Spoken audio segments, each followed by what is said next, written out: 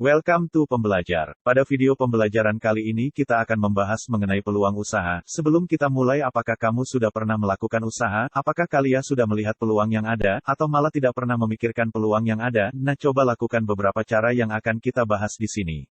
Untuk itu disimak sampai habis ya, jangan lupa like, share and subscribe.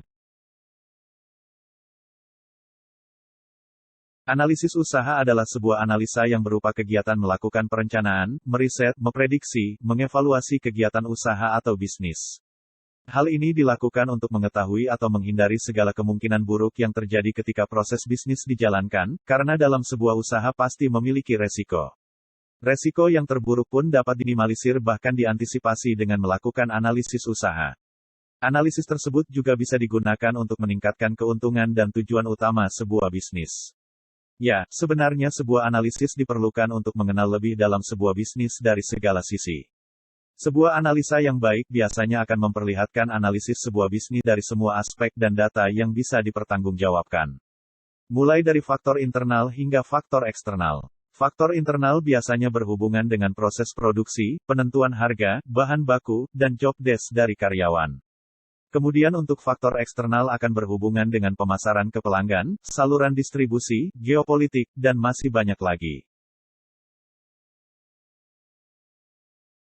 Tujuan dari sebuah analisis usaha adalah mengidentifikasi kebutuhan bisnis dan menentukan solusi untuk masalah bisnis. Analisa juga berfungsi sebagai acuan bagi pengusaha untuk mengambil keputusan tentang usahanya. Keputusan ini didasari oleh hasil analisa dan data yang menunjukkan resiko-resiko yang akan timbul di kemudian hari.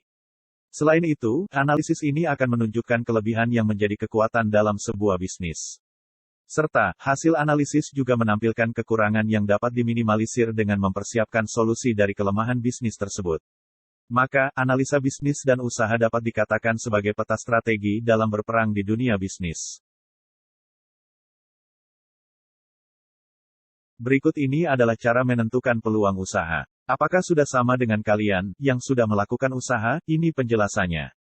1. Tentukan peluang usaha dengan analisis SWOT. 2. Antisipasi ancaman bisnis terlebih dahulu dengan inovasi. 3. Tentukan target pasar. 4. Hitung anggaran dana. 5. Rencanakan dan lakukan promosi. 6. Minta saran dan kritik dari para pelanggan.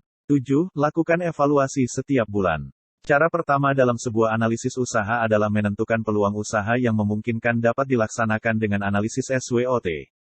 Ya, analisis SWOT yang merupakan analisis secara keseluruhan mulai dari kekuatan, kelemahan, kesempatan, dan hambatan. Analisis ini dilakukan untuk melihat potensi yang dapat dikembangkan dalam sebuah usaha. Jika untuk lebih jelasnya kalian bisa buka pada video sebelumnya, nanti diberikan link di deskripsi. Berikutnya, setelah melakukan analisis SWOT, dalam analisis usaha penting untuk mempersiapkan diri dengan solusi dari semua tantangan yang ada.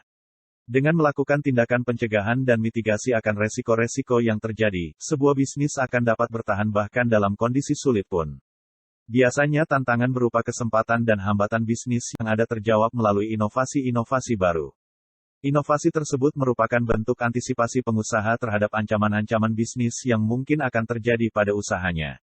Dalam sebuah usaha, menentukan target pasar adalah hal yang wajib dilakukan. Walaupun target pasar untuk sebuah bisnis bisa semua kalangan, namun ada baiknya bila target pasar dikategorikan berdasarkan rentang umur, pekerjaan, dan minat. Hal ini diperlukan untuk membuat konten promosi dan pemasaran yang tepat sasaran. Sebagai contoh, kedai kopi pada umumnya memang dapat dinikmati berbagai kalangan. Namun untuk menu-menu tertentu bisa ditargetkan pada kalangan tertentu. Misalnya, jenis latte lebih diminati oleh rentang usia anak-anak hingga dewasa, biasanya membeli take away atau melalui layanan pesan antar. Mayoritas pembelinya merupakan mahasiswa dan pekerja kantoran milenial. Nah, setelah mengetahui segmen pasar, maka akan semakin mudah untuk merambah kalangan tersebut dengan media sosial. Terutama melalui konten-konten di platform Instagram, Facebook, dan masih banyak lagi. Selanjutnya, dalam sebuah bisnis tentu harus merencanakan anggaran dana yang dibutuhkan mulai dari proses produksi hingga barang sampai ke tangan pelanggan. Hal yang harus diperhitungkan dalam sebuah usaha adalah biaya untuk bahan baku, tenaga karyawan, biaya pemasaran, biaya energi yang dibutuhkan seperti listrik, gas, kayu bakar, dan sebagainya. Setelah menghitung biaya untuk proses produksi, berikutnya adalah menghitung laba yang ditargetkan.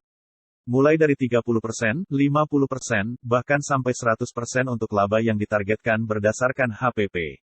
Kemudian biaya pemasaran biasanya dihitung di pos khusus karena dengan perhitungan biaya pemasaran diperuntukkan untuk menjaring pasar yang lebih luas. Langkah selanjutnya adalah merencanakan pemasaran dan kegiatan promosi yang baik. Lalu, laksanakan rencana pemasaran dan promosi tersebut agar tepat sasaran. Sehingga, biaya untuk pemasaran dan promosi tidak dikeluarkan dengan sia-sia. Saran dan kritik dari pelanggan akan menambah nilai plus bagi sebuah bisnis. Karena pelanggan akan merasa diperhatikan dan bernilai bagi sebuah bisnis. Ya, hal ini penting karena sebuah bisnis tidak akan berjalan tanpa adanya dukungan dari pelanggan loyalnya. Dari semua poin analisis usaha, jangan lupa untuk melakukan evaluasi setiap bulannya. Evaluasi ini dilakukan mulai dari proses produksi, distribusi, pemasaran, dan penjualan. Tak lupa juga, evaluasi dari pelanggan berupa kritik dan saran yang membangun juga harus diperhatikan demi keberlangsungan usaha. Evaluasi yang rutin setiap bulan akan menjadi tolak ukur seberapa efektifkah proses bisnis yang saat ini telah dilakukan.